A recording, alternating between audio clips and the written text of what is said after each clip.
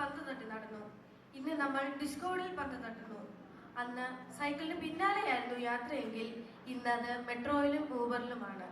ഈ രണ്ട് തലമുറകളും നേർക്ക് നേർ വന്നാൽ എങ്ങനെയുണ്ടാകും? ചിരിക്കാനും ചിന്തിപ്പിക്കാനും ഇതാ ഞങ്ങൾ വരുന്നു. രാമേട്ടാ, മുറ്റത്ത് എന്താ ഒരു പന്തല്? മുറ്റത്തല്ലാതെ പിന്നെ പെരക്കകത്ത് പന്തലിടാൻ പറ്റും? ഈശ്വരാ, അവനിട്ടത് പത്രമാണോ അതോ ബോംബാണോ?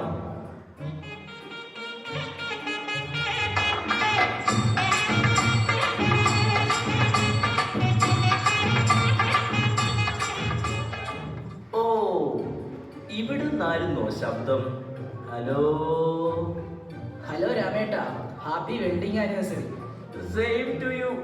അല്ല, താങ്ക് യു. രാമേട്ടൻ എന്നെ മനസ്സിലായോ?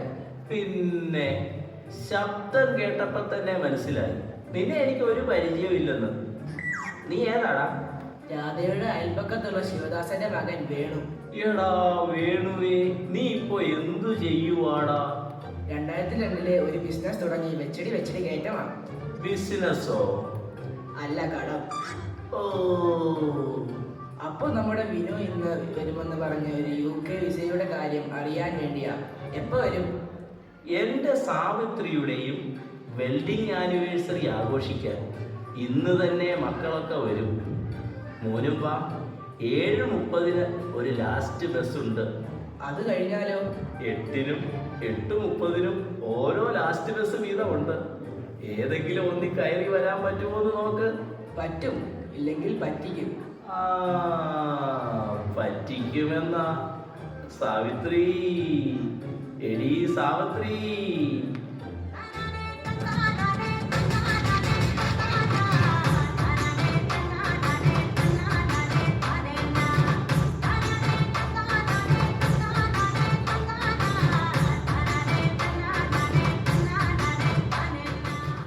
നീ വൈബ്രേറ്റർ ഇട്ട മൊബൈൽ പോലെ തുള്ളി കളിക്കുന്നത് എന്തിനാണ് സാവിത്രി? സന്തോഷം കൊണ്ട്. ഇന്ന് നമ്മുടെ വെഡിങ് ആനിവേഴ്സറി അല്ലേ? അതെ, നമ്മുടെ വെഡിങ് ആനിവേഴ്സറിയാ.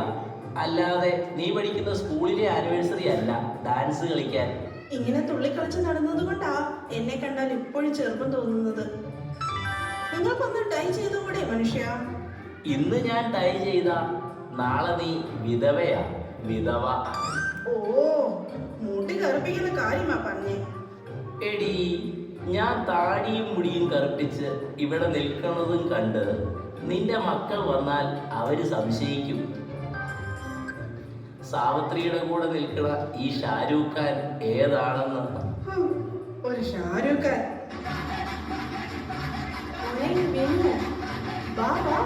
മക്കളെ,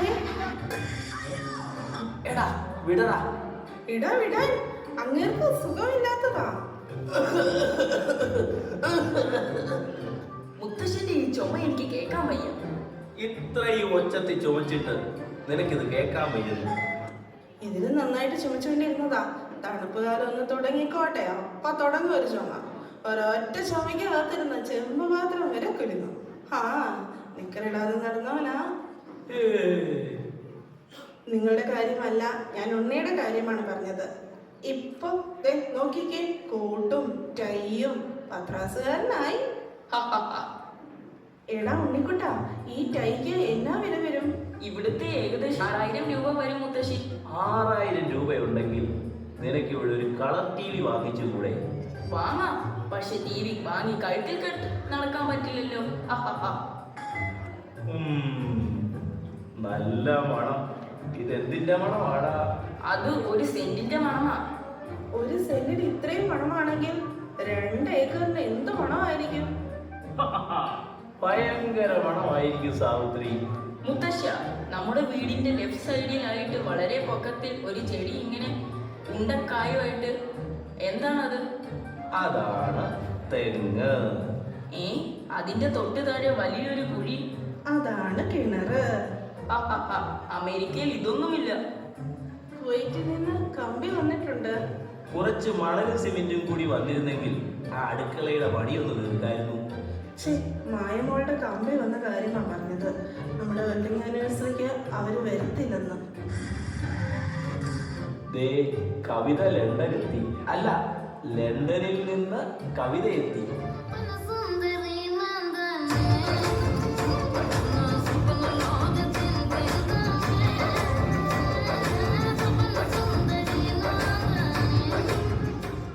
എടി മോളെ, നീ ആകെ ക്ഷീണിച്ചു പോയല്ലോ.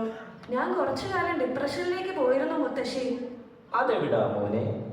അടുത്ത തവണ ഞങ്ങളെയും കൂടി കൊണ്ടുപോണേ. എന്റെ മുത്തശ്ശ, അത് സ്ഥലമല്ല കൊണ്ടുപോകാൻ. അതിന്റെ അർത്ഥം വിഷാദമെന്നാണ്.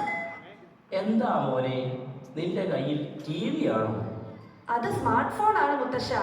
ഓ, നമ്മുടെ അപ്പുറത്തെ വീട്ടിലെ കൊച്ചുങ്ങളുടെ കയ്യിലുള്ള അതേ സാധനം മുത്തശ്ശനെ ഒന്ന് പഠിപ്പിച്ചതാടാ. ആദ്യം മുത്തശ്ശ, നമുക്ക് സെൽഫി എടുക്കാം.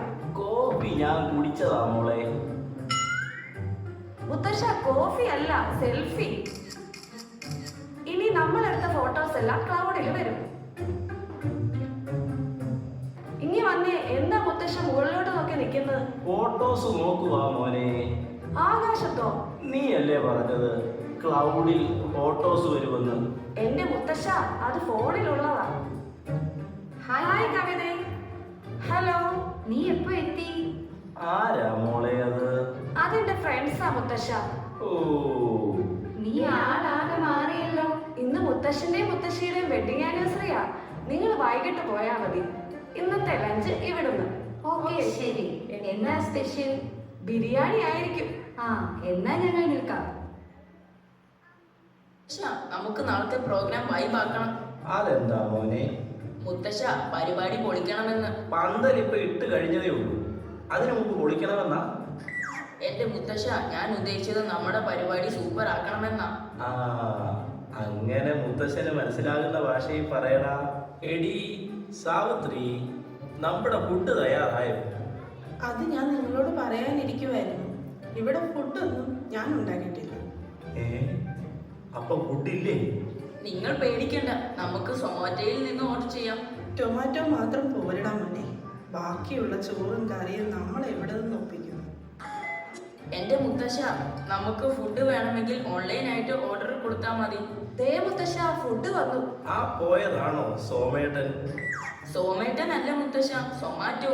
ഓ ശരി മോനെ. ഫുഡ് ഇപ്പൊ എവിടുന്നാണെങ്കിലും എല്ലാരും ഒരുമിച്ചിരുന്ന് കഴിക്കുന്നതാ ഒരു സന്തോഷം.